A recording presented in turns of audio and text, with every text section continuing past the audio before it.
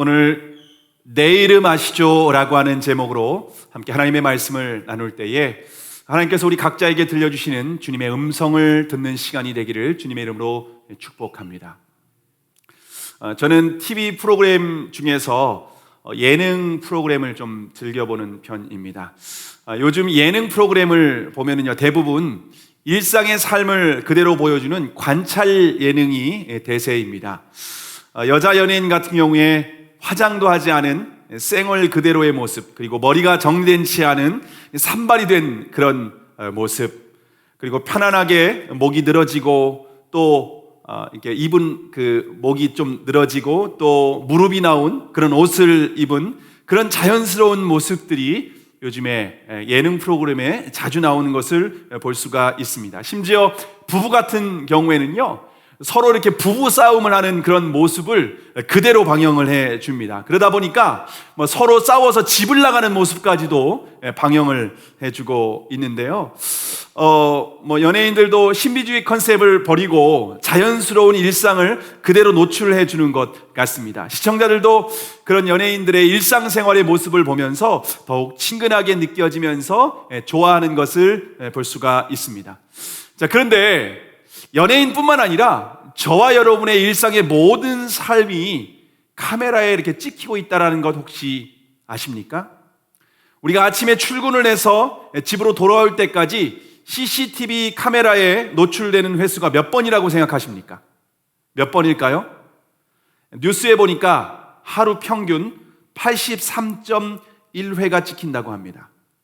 저와 여러분이 물론 이제 직장을 출근하는 사람들이 아니면은 좀 다를 수 있는데요, 출근해서 하루 종일 CCTV에 찍히는 횟수가 80회가 넘는다는 것, 이것은 엄청난 일이죠. 그래서 코로나19 감염자가 발생을 해도 CCTV를 이렇게 좀 추적해 보면은요, 그 동선이 그대로 공개되는 것도 우리가 알 수가 있습니다. 우리의 삶이 CCTV에 그대로 노출된다라고 하는 것을 우리가 생각하면요, 함부로 우리가 행동할 수 없다라고 하는 것을 우리가 알 수가 있습니다. 그럼에도 불구하고 CCTV는 여전히 사각지대가 있습니다.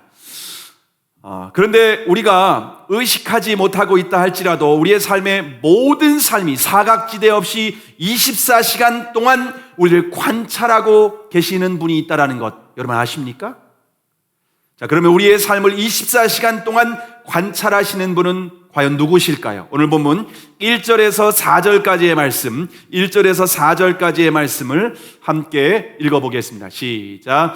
여호와여, 주께서 나를 감찰하시고 나를 아셨나이다. 주께서 나를 안고 일어섬을 아시며 멀리서도 나의 생각을 통촉하시오며 나의 길과 눕는 것을 감찰하시며 나의 모든 행위를 익히 아시오니 여호와여, 내 혀의 말을 알지 못하시는 것이 하나도 없으시니이다. 여러분, 우리의 모든 삶을 하나도 빠짐이 없이 감찰하시는 분이 바로 하나님이라고 우리에게 말씀하고 있습니다. 여기에서 감찰하시고 아신다라고 하는 것은요, 샅샅이 살펴보시고 훤히 아신다라고 하는 의미입니다. 내가 앉고 일어서는 것도 아십니다. 우리가 하루 종일 몇 번 앉았다가 몇 번 일어서는지 우리는 관심도 없고 알지도 못합니다. 그런데 하나님은 아신다라고 말씀하고 있습니다. 하나님은 나의 생각까지도 다 알고 계시는 분이라고 말씀하고 계십니다. 우리의 마음 가운데 수많은 생각이 우리의 생각과 마음 가운데 스쳐 지나가는 것을 볼 수가 있습니다. 그 생각들이 의미가 있는 생각들도 있는가 하면요, 쓸데없는 잡생각도 있지 않습니까? 그런데 하나님은 그 모든 생각을 다 아신다라고 말씀을 하고 있습니다. 하나님은 저와 여러분이 걸어가는 길과 잠자리까지도 다 살펴보시고 아신다라고 말씀을 하십니다. 저는 사역자다 보니까 이사를 자주 하게 됩니다. 그런데 제가 가는 길을 하나님이 다 아시고 저희가 이사할 집도 하나님이 미리 다 예비해 주시는 것을 저는 수없이 많이 경험을 했습니다. 제가 남양으로 이사할 때도 현실적으로 이사하기가 쉽지 않은 상황이었습니다. 제가 수원에 살고 있을 때 아파트가 재건축 직전에 있는 아파트였습니다. 그래서 전셋값이 제일 싼 집이었습니다. 그래서 거기로 가서 이사를 하고 생활하고 있는데 몇 개월 후에 재건축 이사 날짜가 발표가 됐습니다. 재건축 이사 날표가 발표되면서 전셋값이 갑자기 이렇게 뚝 떨어지게 되는 겁니다. 전셋값이 제가 들어갈 때보다 6천만 원이 떨어지게 됐습니다. 이제 그때 들어오시는 이사하시는 분들은 이제 2년을 채우지 못하고 이사를 가야 되는 상황이다 보니까 전셋값이 떨어질 수밖에 없는 상황이었습니다. 저는 이제 남양에 교회를 개척해야 되기 때문에 이사를 가야 되는데 제가 이제 그 집주인에게 전화를 드렸습니다. 그래서 이사를 가야 되는데 부득이하게 집을 빼야 됩니다. 어떻게 해야 되나요? 라고 하니까 전세 계약 기간이 끝나지 않았기 때문에 제가 들어올 때 시세 그대로 부동산에 내놔야만 된다라고 하는 것입니다. 그래서 부동산에 전화를 드렸더니 2020년 3월까지, 올해 3월이었죠. 2020년 3월까지는 살아야 된다는 겁니다. 왜냐하면 그 6천만 원 이상 전부 다 지금 시세에 6천만 원이 떨어졌는데 그 가격 그대로 내놓으면 누가 들어오겠습니까? 현실적으로 그게 말이 됩니까? 라고 부동산에서 오히려 묻는 겁니다. 부동산에 하시는 권사님이 제가 잘 아는 권사님입니다. 근데 그분이 정말 솔직하게 얘기를 해주는 것이었습니다.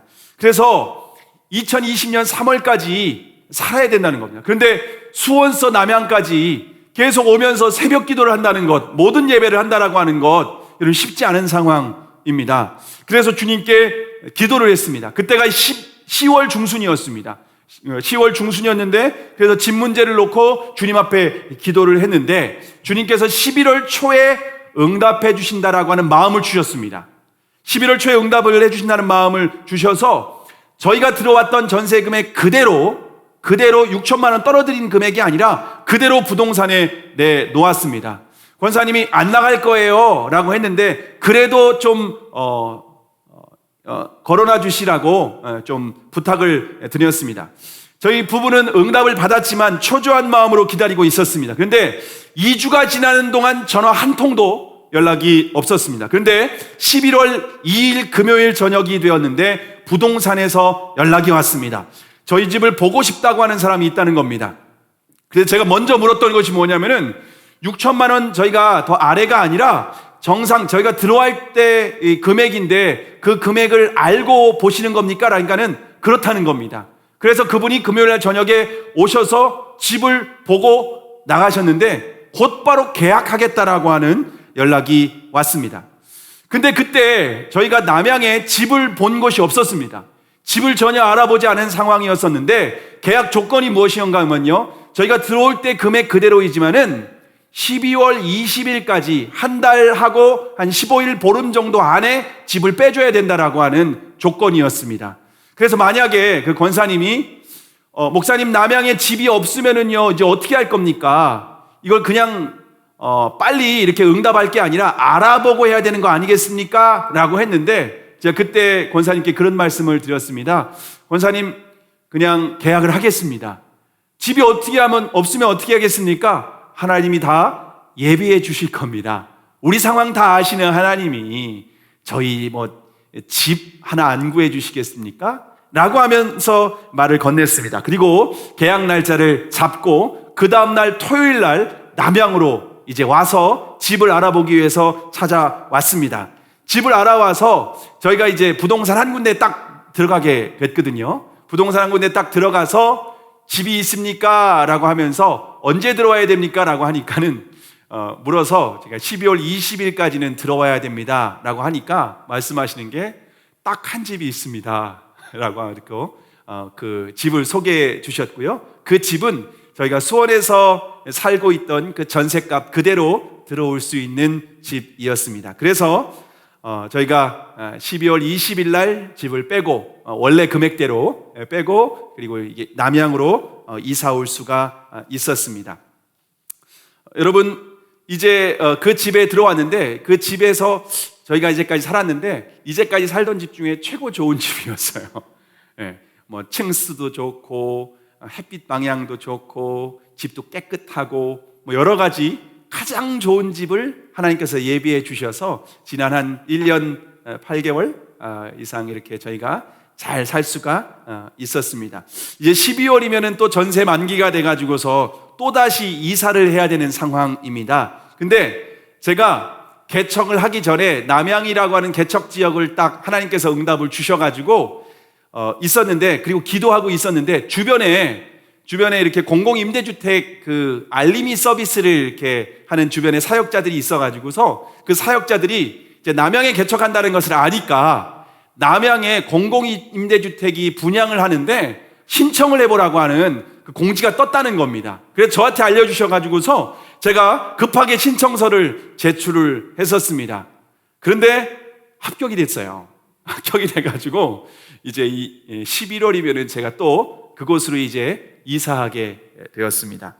이제 그곳은 10년 동안 제가 이사하지 않고 생활할 수 있는 곳이기 때문에, 그리고 또 교회와의 거리도 거기가 훨씬 더 가깝습니다. 그래서 하나님께서 제가 이사할 때마다 제가 가는 길을 미리 아시고 하나님께서 저의 눕는 것도 미리 감찰하시고 예비해 주신 하나님이라고 하는 사실을 저는요 이사할 때마다 계속해서 경험하고 있습니다. 하나님은 오늘 본문에 보니까 우리의 길과 눕는 것을 아시는 것뿐만 아니라 우리의 혀의 말까지도 알고 계신다라고 말씀하고 있습니다. 우리가 혀로 말하는, 우리가 입술로 하는 말도 하나님은 들으시고 기억하신다는 겁니다. 제 아내가 첫 아이를 임신했을 때였습니다. 그때 아내가 갑자기 수박이 먹고 싶다는 거예요. 근데 본인이 수박을 먹고 싶다고 하는 것이 아니라 애가 먹고 싶다고 꼭 이렇게 표현을 하더라고요. 제가 볼 때는 본인이 먹고 싶은데 애 핑계를 대가지고서 그렇게 얘기를 하는 겁니다. 근데 그때 시점이 10월 말에서 11월 초 그 시점이었습니다. 그때 뭐 여러분 11월 달에 수박 구하는 게 쉽지 않지 않습니까? 물론 요즘은 이렇게 잘 나오기는 하는데 뭐 한 14년 전이었으니까 그때 이제 수박 구하기가 쉽지 않았는데 11월 초쯤에 수박을 먹고 싶다는 거예요. 그래서 그냥 듣고 그냥 먹고 싶은 건 알겠는데 뭐 현실적으로는 쉽지 않겠다, 제 속으로만 그렇게 생각하고 있었습니다. 근데 그냥 2, 3일 정도 지났을까요? 근데 교회 한 집사님을 만나서 이렇게 대화 중이었는데 제 아내가 임신했다는 걸 아시고 묻는 겁니다. 혹시 사모님이 뭐 드시고 싶은 거 없대요? 라고 이렇게 물어보는 거예요. 그래서 제가 그 집사님께 그냥 아내가 며칠 전에 그냥 수박 먹고 싶다고 했던 것이 생각나가지고 아니 뭐 요즘 같은 시기에 무슨 수박을 먹고 싶대요? 라고 제가 이제 그 집사님께 툭 말을 건넸더니 집사님이 제 얘기를 듣고 박수를 치면서 아니 목사님, 그때 전도사였죠.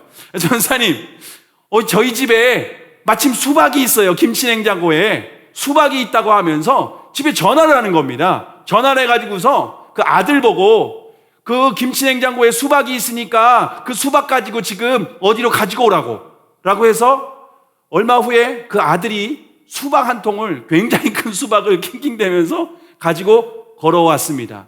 그 아들이 우리 교회에서 함께 예배하고 있는 오재현 형제입니다. 네. 우리는요, 우리가 한 말도 다 잃어버리고 살아갑니다. 그런데 하나님은요, 우리가 무심코 한 말도 기억하고 계시고 그것을 또 우리의 삶 가운데 이루시고 열매 맺게 해주시는 줄을 믿으시기를 바랍니다. 하나님께서 저와 여러분을 감찰하시는 목적은요, 여러분 우리를 관찰하고 하는 모습이 아니라 보호하시기 위한 목적인 줄을 믿으시기를 바랍니다. 오늘 보면 5절에서 6절에 보면요, 주께서 나의 전후를 들으시며 내게 안수하셨나이다. 이 지식이 내게 너무 기이하니 높아서 내가 능히 미치지 못하나이다 라고 말씀하고 있습니다. 여러분, 하나님께서 우리의 모든 것을 아시고 혹시 무슨 일이 있더라도 나의 앞과 뒤를 보호하고 계신다라고 하는 겁니다. 마치 암탉이 병아리 새끼를 품에 품고 있듯이 하나님께서 우리를 품으시고 우리가 감찰하시면서 우리를 도와주시기 위해서 하나님께서 우리를 보호하시고 지켜보신다는 겁니다. 여러분, 아이가 나면은요, 아이들이 이렇게 걸어 다닐 때가 되면은요, 여러분 부모가 눈을 뗄 수가 없는 겁니다. 왜냐하면 아이가 걸어가다가 어디에 넘어져서 부딪힐 수가 있게 되는 것이 아니겠습니까? 그러면요, 아이가 걸음마를 할 때, 애가 뛰어다닐 때는요, 그냥 부모의 눈이 한참 계속해서 그 아이에게 이게 고정되어 있을 수밖에 없습니다.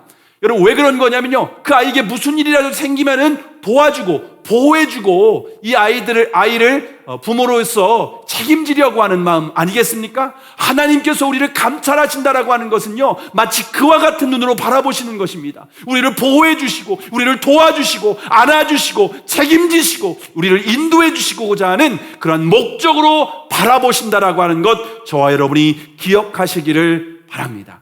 자, 그러면 나를 감찰하시고 보호하시는 하나님은 어떤 분이실까요? 그 하나님은 어떤 분이실까요? 오늘 본문 7절에서 10절까지의 말씀을 함께 읽겠습니다. 시작. 내가 주의 신을 떠나 어디로 가며 주의 앞에서 어디로 피하리이까? 내가 하늘에 올라갈지라도 거기 계시며 음부에 내 자리를 펼지라도 거기 계시니이다. 내가 새벽 날개를 치며 바다 끝에 가서 거할지라도 곧 거기서도 주의 손이 나를 인도하시며 주의 오른손으로 나를 붙드시리이다. 나를 감찰하시는 하나님은요, 어떤 분이신가 하면은요, 하나님은요, 하늘 끝에 올라갈지라도 거기 계신 분이시라고 말합니다. 음부에 내 자리를 펼지라도 거기 계시는 분이라고 말씀하십니다. 내가 새벽 날개를 치며 바다 끝에 거할지라도 거기에서 계시는 분이시라고 말씀하고 있습니다. 그래서 신학적으로 하나님은 어떤 분이시냐면요, 하나님은 무소부재하신 분이시다라고 하는 신학적인 용어가 있습니다. 하나님은 어디에나 계신, 온 천지 만물에, 온 우주 만물에 충만하게 계시는 편재하시는 하나님이라고 말씀하고 있습니다. 그렇기 때문에 창조주 하나님께서 우리를 인도하실 수 있고요, 그리고 그 하나님께서 우리를 오른손으로 붙들어 주실 수 있습니다.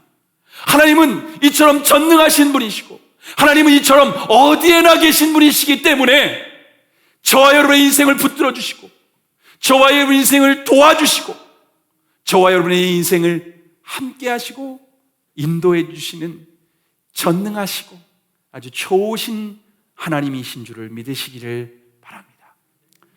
자, 그런데 우리 어리석은 인간은 하나님의 편재하심, 온 우주의 충만하심을 망각하고 우리는 죄를 지을 때가 많이 있습니다.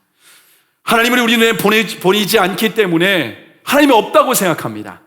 하나님이 없다고 생각하기 때문에 CCTV도 없고 사람도 없다라고 생각하면은요, 은밀한 곳에서 우리의 마음속에 숨어있던 죄가 스물스물 올라오기 시작을 합니다. 그때 사단이 우리의 마음속에 속삭이며 유혹합니다. 야, 이거는 쥐도 새도 몰라.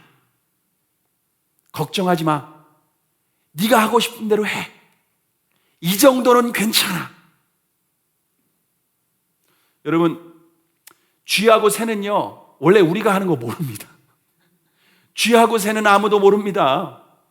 근데 하나님 다 아십니다.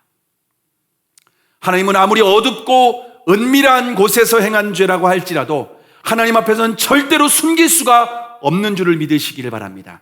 그래서 오늘 보면 11절과 12절에 보면은 내가 혹시 말하기를 흑암이 정녕 나를 덮고 나를 두른 빛이 밤이 되리라 할지라도 주께서는 흑암이 숨기지 못하며 밤이 낮과 같이 빛이 나니 주에게는 흑암과 빛이 일반이니이다 라고 말씀하고 있습니다.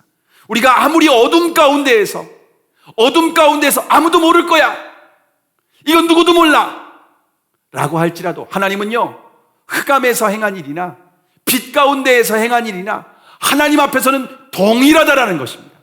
아무리 흑암 가운데에서 행한 일이라 할지라도 빛과 같이 그냥 환하게 드러날 수밖에 없다라고 하는 것입니다. 우리가 아무도 모를 것이라고 생각하고 서슴없이 죄를 지었는데 결국 온 천하에 발가벗은 듯이 드러날 수밖에 없다라고 하는 것을 우리에게 가르쳐주고 있습니다. 여러분, 사단은요, 우리가 죄 짓기 전에는요, 쥐도 새도 몰라, 이건 아무도 몰라, 괜찮아, 죄를 지으라고 그렇게 유혹하다가요, 그 죄가 딱 드러나게 되는 순간 어떻게 하는지 아십니까? 또다시 찾아와서 우리를 정죄하기 시작합니다. 그러고도 네가 인간이냐? 너는 양심도 없냐? 너는 반드시 죽어야 돼. 죽는 것밖에 다른 길 없어. 여러분, 이처럼 사단은 우리를 유혹하고 정죄하게 됩니다. 그 사단의 유혹과 정죄에 넘어가서 스스로 목숨을 끊은 사람들이 얼마나 많은지 모릅니다. 지난 주간 서울시장이 스스로 목숨을 끊는 정말 안타까운 일이 있었습니다. 고 박원순 시장은 인권 변호사와 시민운동가로 활동하면서 많은 어려운 사람들을 도와주며 선한 일을 하신 분입니다. 우리나라에서 서열 2위라는 서울시장의 3선에 당선되신 분이십니다. 자신의 집도 없는 검소하신 분이십니다. 오히려 빚으로 6억 9천만 원이 있을 정도로 청렴하신 분이었습니다. 코로나19 상황 가운데서도 가장 공격적이고 지혜롭게 대처해서 세계 언론에서도 극찬하셨던 사람입니다. 앞으로 대통령 후보 영순위로 생각할 정도로 가장 영향력 있는 분이었습니다. 그런데 사람들이 보지 않는 곳에 있을 때 사단의 유혹을 받았습니다. 이건 쥐도 새도 몰라.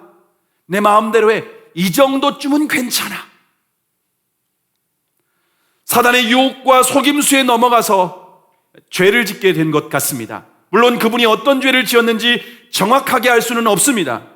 다만 전날 여비서에 성추행 사건이 접수된 것을 보면 조심스럽게 우리가 추정할 뿐입니다. 분명한 것은 그동안 많은 사람들로부터 존경과 사랑을 받았던 분이 그 모든 삶이 하루아침에 송두리째 무너져 내리는 그러한 상황이 발생했던 것은 분명한 것 같습니다. 여러분, 근데 사단은 그럴 때 예외 없이 찾아와서 정죄를 합니다. 그러고도 내가 인간이냐? 너는 양심도 없냐? 죽는 것밖에는 다른 길이 없어. 여러분, 양심적이고 깨끗한 사람일수록 이 사단의 정죄에 넘어가서 스스로 목숨을 끊는 어리석은 선택을 하게 됩니다. 그럼 저와 여러분도 얼마든 죄를 지을 수가 있습니다. 아니, 더욱 정확하게 말씀드리면 죄를 지어왔고 앞으로도 죄를 짓게 될 것입니다. 왜냐하면 세상에 의인은 단 한 사람도 없기 때문입니다. 그래서 우리가 누군가를 정죄하고 비난할 수 있는 입장은 아니라고 생각을 합니다. 그래서 하나님께서는 우리를 죄로부터 구원하시기 위해서 외아들 예수 그리스도를 보내주신 줄을 믿으시기를 바랍니다. 예수 그리스도를 믿음으로 죄로부터 우리가 구원을 받을 수 있습니다. 뿐만 아니라 저와 여러분은 또다시 죄를 지었을 때라도 주님 앞에 나아가서 회개할 수 있는 기회가 있는 줄을 믿으시기를 바랍니다. 저와 여러분이 어떤 죄를 지었다 할지라도 주님 우리를 정죄하지 않으십니다. 우리를 용서해 주십니다. 뿐만 아니라 주님은 우리의 죄에 대한 책임을 질 수 있도록 힘을 주시고 용기를 주시고 우리와 함께 하시는 줄을 믿으시기를 바랍니다. 그래서 주님은 우리에게 은혜를 베풀어 주셔서 다시 회복할 수 있도록 도와주시는 분이 바로 우리 하나님이십니다. 여러분, 다윗의 성경에 보면 참 위대한 사람이었습니다. 다윗의 위대함은 골리앗을 죽인 것이 아닙니다. 왕으로서 모든 존경과 사랑을 받을 때에 밧세바를 간음하고 충신 우리아를 죽였습니다. 근데 하나님께서 나단 선지자를 통해서 죄를 밝히 드러내셨습니다. 다윗은 나단 선지자가 죄를 지적할 때 힘과 권력으로 덮어버리려고 하지 않았습니다. 오히려 자신의 죄를 인정했습니다. 왕에게 가장 중요한 그 명예가 한순간에 무너져 내리는 순간입니다. 그럼에도 불구하고 자신의 죄를 인정하고 하나님 앞에서 눈물로 통회하며 자복하고 회개했습니다. 하나님은 그런 다윗을 다시 회복시켜 주실 뿐만 아니라 하나님의 마음에 합한 사람이라고 인정해 주신 줄을 믿으시기를 바랍니다. 하나님은 저와 여러분이 죄가 없기 때문에 내 마음에 합한 사람이라고 하는 것이 아닙니다. 죄가 있어도 하나님 앞에 나와서 회개하고 다시 주님의 은혜를 구하며 다시 주님을 붙드는 그 사람이 하나님의 마음에 합한 사람인 줄을 믿으시기를 바랍니다. 자, 그러면 하나님은 왜 나에게 관심을 갖고 있는 것일까요? 하나님 왜 우리에게 관심을 갖고 있는 것일까요? 오늘 보면 13절 14절의 말씀, 13절 14절의 말씀 함께 읽겠습니다. 시작. 주께서 내 장부를 지으시며 나의 모태에서 나를 조직하셨나이다. 내가 주께 감사하옴은 나를 지으심이 신묘막측하심이라. 주의 행사가 기이함을 내 영혼이 잘 아나이다. 여러분, 하나님이 나에게 관심을 갖고 있는 이유는 나를 창조하신 분이시기 때문입니다. 나를 창조하신 분이 어떻게 내 이름을 모를 수가 있겠습니까? 하나님은 모태에서 나를 조직하신 분이십니다. 하나님께서 나를 지으심이 신묘막측하십니다. 나를 창조하심이 얼마나 오묘하고 놀라운지 모릅니다. 하나님께서 저와 여러분을 창조하실 때 어머니의 자궁을 빌려서 사용하신 것뿐입니다. 심지어 하나님은 내가 어머니의 태중에 잉태되기 전부터 나를 보시고 책에 기록했다라고 말씀을 하고 있습니다. 나를 상한 생각이 얼마나 많은지 바닷가의 모래알처럼 많은 생각이 있다고 하고 있습니다. 그 많은 생각들은요, 보배롭고 아름다운 생각들이라고 우리에게 말씀을 하고 있습니다. 자, 그러면 하나님께서 나를 창조하셨다는 것, 그렇게 말씀을 하고 있는데 정말 나를 창조하신 것을 어떻게 알 수 있을까요? 나를 창조하신 것을 꼭 눈으로 봐야만 할까요? 여러분, 부모님이 여러분을 다 낳아주신 것 여러분 아십니까? 근데 부모님이 여러분을 낳아주실 때 여러분 보셨습니까? 부모님이 나를 낳을 때 여러분 기억하십니까? 여러분 태중에 있을 때 부모님이 태교를 하셨던 그 음성이 기억나십니까? 근데 여러분이 부모님이 어머니가 나를 낳아주셨다는 것 어떻게 알 수가 있겠습니까? 어릴 때부터 나를 먹이시고 입히시고 똥 싸면 똥기저귀 갈아주시고, 여러분 그런 거 보면 알 수가 있겠습니까? 만약 부모님이 아니라면요, 똥기저귀 갈 때요 고개를 돌리고 냄새 난다고, 왜 이렇게 똥을 싸냐고 화를 낼 수도 있습니다. 근데 부모님은요, 아이가 똥을 싸도요, 어이구 우리 애기 똥 쌌어 이런 그것을 귀하게 보십니다. 때로는 냄새까지 맡아보십니다. 어이구 우리 애기는 똥도 향기로워. 이게 부모님이라는 거예요. 여러분, 부모님이 나를 어렸을 때부터 그렇게 먹이시고 입히시고 갈아주시고 나를 책임지시고 보호해주시고 함께해 주시는 걸 보면 부모님이 나를 낳아주셨다라고 하는 것, 우리가 얼마든지 알 수 있는 것 아니겠습니까? 마찬가지로 하나님께서 우리를 창조하셨다는 것, 나를 창조하셨다는 것 어떻게 알 수 있을까요? 나를 먹이시고 입혀주시는 것을 보면 알 수가 있습니다. 하나님께 아바 아버지라고 기도하면 내 기도를 응답해 주십니다. 작은 신음에도 응답해 주셔서 나를 보호해 주시고 나에게 삶 가운데 하나님의 은혜로 나를 인도해 주시는 것을 보면 알 수가 있습니다. 심지어 내가 죄로 말미암아 형편없이 타락하게 되었을 때도 절대로 포기하지 않으십니다. 하나님의 외아들 예수 그리스도를 십자가에 피 흘려 죽이심으로 말미암아 똥기저귀보다 더 더럽고 냄새나는 우리의 모든 죄를 다 씻어주셨습니다. 뿐만 아니라 하나님께서 만물보다 거짓되고 심히 부패한 우리의 마음 속에 성령으로 임재하여 주셔서 우리의 마음 가운데에서 우리와 함께 하시고 우리를 보호하시고 우리를 가르쳐 주시고 천국까지 인도해 주시는 줄을 믿으시기를 바랍니다. 예수 그리스도의 십자가와 하나님께서 우리의 마음 가운데 함께 하시는 것을 보면 하나님께서 나를 창조하셨고 나를 사랑하시는 줄을 믿을 수 있는 줄을 믿으시기를 바랍니다. 여러분, 하나님께서 나를 아시고 사랑하신다는 것, 여러분 이건 놀라운 일입니다.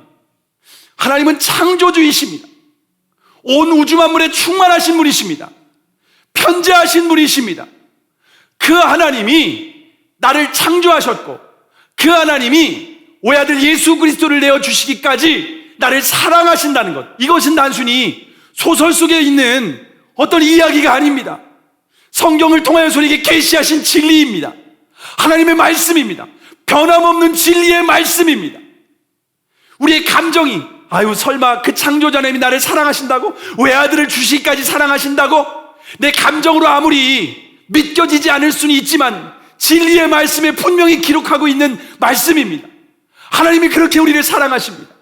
여러분, 그 하나님이 나를 사랑하신다면 저와 여러분의 삶의 형편과 처지가 어떠하든지, 내가 남들보다 외모가 부족하고 내가 남들보다 더 많이 배우지 못했다 할지라도, 내 가정 형편이 부족하다 할지라도 여러분 전혀 문제가 되지 않습니다. 왜냐하면 창조주 하나님이 나를 사랑하시고 창조주 하나님이 나의 아빠, 아버지가 되어주시기 때문입니다. 여러분, 우리가 자기 스스로 나는 어떤 사람이다라고 하는 것을 여러분의 삶의 모습, 내가 가지고 있는 조건을 보고 스스로 생각하지 마시고 말씀 안에서 자신을 발견하실 수 있기를 바랍니다. 우리가 하나님을 알면 알수록 자신이 어떤 존재인지 우리가 비로소 깨달을 수 있게 되는 것입니다. 나는 세상 사람들의 평가와 기준에 의해서 나는 평가될 수 있는 존재가 아닙니다. 하나님께 사랑받는 존재라고 하는 것입니다. 하나님께서 자신의 생명을 내어주시기까지 사랑받는 존재라고 하는 것입니다. 그럼 내가 이처럼 소중한 존재라고 하는 것을 안다면 나에 대해서 소중하게 생각하고요, 또한 다른 사람들도 소중하게 생각할 수밖에 없는 줄을 믿으시기를 바랍니다. 하나님을 아는 지식이 저와 여러분의 사람의 삶에 내가 어떤 존재인지 인식하여서 우리의 삶을 송두리째 바꾸는 놀라운 은혜와 능력이 있기를 주님의 이름으로 축복합니다. 자, 그러면 하나님에 대해서 알았다면 우리가 이제 어떻게 살아야 될까요? 우리가 이제 어떻게 살아야 될까요? 오늘 본문 23절과 24절 말씀을 함께 읽어볼까요? 23절과 24절 말씀 함께 읽습니다. 시작. 하나님이여 나를 살피사 내 마음을 아시며 나를 시험하사 내 뜻을 아옵소서. 내게 무슨 악한 행위가 있나 보시고 나를 영원한 길로 인도하소서. 여러분, 하나님이 나의 모든 것을 아신다는 것을 깨달았다면, 그리고 하나님이 어디에나 계신다는 것도 알았다면, 그 하나님이 나를 창조하셨고 사랑하신다는 것을 알았다면 이제 내 마음대로 살 수 없는 겁니다. 적당히 죄짓고 내가 하고 싶은 대로 내 마음대로 살 수 있습니까? 절대로 함부로 살 수 없습니다. 우리의 마음과 생각 가운데 죄가 있는지 시험하고 살펴봐야 됩니다.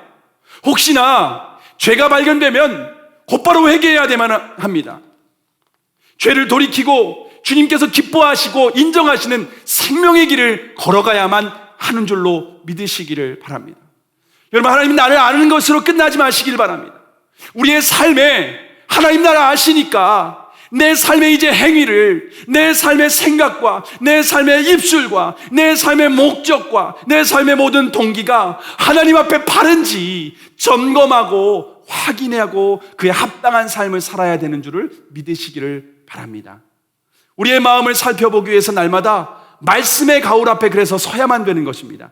왜냐하면 히브리서 4장 12절 13절에 보면은 하나님의 말씀은 살아있고 운동력이 있어 좌우의 날선 어떤 검보다 예리하여 혼과 영과 및 관절과 골수를 찔러 쪼개기까지 하며 또 마음의 생각과 뜻을 감찰하라니 지은 것이 하나도 그 앞에 나타나지 않음이 없고 오직 만물이 우리를 상관하신 자의 눈앞에 벌거벗은 것 같이 드러나느니라. 여러분, 저와 여러분의 마음과 생각 가운데 말씀의 거울 앞에 비춰보아야만 합니다. 혹시 마음의 생각 가운데 죄가 있지는 않는지 여러분 그것을 살펴봐야만 되는 것입니다. 그래서 말씀 앞에 이 죄가 드러나면 점검해보고 우리가 하나님 앞에 회개하며 이 죄를 제거하게 해달라고 은혜를 달라고 기도하며 생명의 길을 걸을 수 있게 해달라고 은혜를 구하는 것이 저와 여러분이 날마다 말씀 앞에 서야 되는 이유인 줄을 믿으시기를 바랍니다. 말씀을 마치려고 합니다. 제가 얼마 전에 백종원의 골목 식당을 보면서 정말 그 중요한 것을 좀 알게 되었습니다. 백종원 씨가 식당을 찾아가서 이렇게 위생 상태를 점검하고 냉장고의 청결 상태, 그리고 주방의 바닥과 기구들을 심지어 이렇게 손에 장갑을 끼고 요리를 하는지 이런 것까지 하나하나 철저하게 그렇게 점검을 하는 것을 볼 수가 있습니다. 그래서 자신의 행동과 습관을 좀 체크할 수 있도록 그 조리하는 데라든가 이 주방 전체에다가 카메라를 곳곳에 다 설치를 해 놓습니다. 그래서 자신의 행동을 한번 나중에라도 점검해보고 체크해보라고 하는 것입니다. 근데 이 식당 그 주인들이 카메라가 있을 때와 없을 때가 확 다른 거예요. 카메라가 있을 때에는요, 뭐 이렇게 재료를 손질할 때에도 아주 깨끗하고 막 좋은 걸로 잘 하는 겁니다. 조리할 때도 청결하게 원칙을 지켜서 철저하게 이렇게 합니다. 그런데 카메라가 없으면은요, 원래 상태, 원래 습관으로 이게 돌아가게 되는 겁니다. 그런 모습을 계속해서 식당 주인이 카메라를 계속 의식하면서 그렇게 촬영을 하는 모습을 보면서 백종원이 굉장히 이렇게 의미 있는 말을 하는 것을 제가 들었습니다. 식당 주인에게 이런 말을 합니다. 사장님, 카메라가 있을 때에만 척하지 말고 없을 때에도 계속해서 카메라가 있는 척하면서 좀 의식해서 좀 행동을 해보시면 좋을 것 같습니다. 그러면은 이 음식점이 정말 좋은 음식점이 될 수 있습니다 라고 하는 조언을 하더라고요. 그러면서 백종원 씨도 원래 언어와 행동이 처음부터 호감형이 아니었답니다. 그런데 항상 카메라가 따라다니면서 촬영을 하다 보니까 원래는 안 그랬는데 의식적으로 좀 괜찮은 사람인 척 하려고 했답니다. 말도 굉장히 다른 사람에게 좀 긍정적으로, 그리고 다른 사람을 배려하는 언어를 그러면서 사용을 했답니다. 그리고 행동도 다른 사람들을 좀 아끼고 존중해주는 그런 말들을, 행동들을 조금씩 하면서 연습했답니다. 그런 것을 스스로 그런 척 했습니다. 저 원래 그런 사람 아닙니다. 그런 얘기를 하는 겁니다. 그렇게 척하고 그렇게 말과 행동을 호감 있게 하려고 노력하다 보니까 이제는 그런 말과 행동이 저의 삶에 자연스럽게 됐습니다. 이제는 카메라가 없어도 그것이 내 삶의 자연스러운 모습으로 드러나게 되었고 사람들에게 호감형이 됐다라고 하는 얘기를 하는 것을 들었습니다. 여러분, 카메라 하나만 딱 이식해도요, 우리의 행동이 달라지고요, 우리의 말이 달라지는 것을 분명히 백종원 씨를 통해서도 우리는 확인할 수가 있습니다.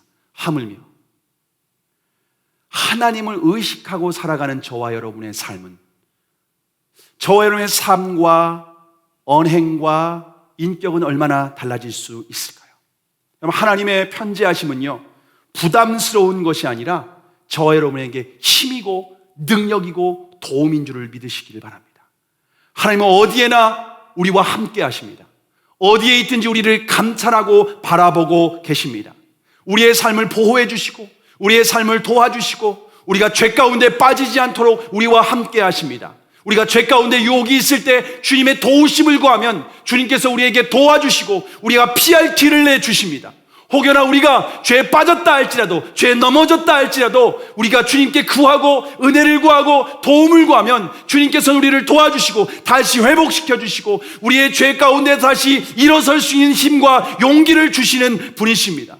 여러분, 우리가 그 하나님 앞에서 주님을 의식하며 살아간다라고 하는 삶은요, 우리의 삶이 하나님 앞에서 아름다운 성령의 열매가 맺는 인격과 삶이 될 수밖에 없다라고 하는 것입니다. 내 안에 주님, 예수님 내 안에 계십니다. 내 안에 함께하고 계십니다. 24시간 나와 함께 하십니다. 365일 나와 함께 하십니다. 내가 어디에 있든지 무엇을 하든지 주님은 나와 함께 하신다고 주님 약속하셨습니다. 영원히 너를 떠나지 아니하시게 하겠다, 주님 우리에게 분명히 약속하셨습니다. 우리가 카메라를 의식하는 것이 아니라 주님이 나를 어떻게 보시나, 죄 짓나 안 짓나, 여러분 그런 눈으로 바라보시는 것이 아니라 나를 도와주시기 위해서, 나를 사랑하시니까, 마치 부모님이 우리 자식 어디 넘어지지 않을까, 우리 아이, 내 소중한 아이, 내 생명보다 더 귀한 아이 다치면 어떻게 하나, 더러운데 넘어지면 어떻게 하나, 그러한 마음으로 사랑의 눈으로 우리를 바라보고 계시는 줄을 믿으시길 바랍니다. 그 하나님의 눈을 의식하고 그 하나님의 사랑을 의식하고 우리가 믿음으로 살아갈 때에 이 땅 가운데에서 정말 날마다 예수 그리스도를 주님으로 믿고 성령을 따라 살아가는 그 삶이 우리 안에 열매 맺게 되는 줄을 믿으시기를 바랍니다. 저와 여러분이 예수 그리스도를 날마다 바라보시며 24시간 예수님과 동행하며 살아갈 때에 저와 여러분의 삶을 통하여서 하나님의 함께 하시는 아름다운 열매가 삶 가운데 맺혀져서 주님께 영광 누리는 저와 여러분의 삶이 되기를 주님의 이름으로 축원합니다. 기도하시겠습니다.